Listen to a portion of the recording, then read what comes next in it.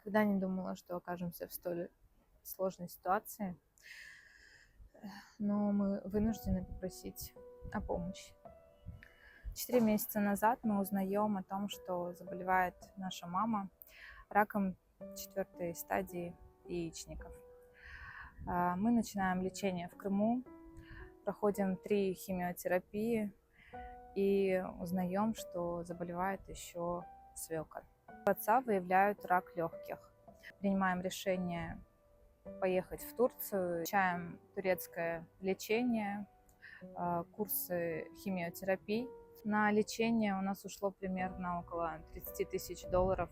31 июля отцу нужно уже отправляться в Турцию, в клинику.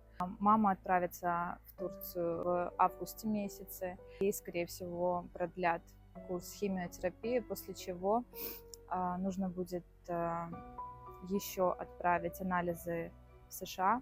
Всю жизнь проработала в крымско-татарской школе учителем. Отец работает инженером по технике безопасности. Все это время мы пытались справиться своими силами.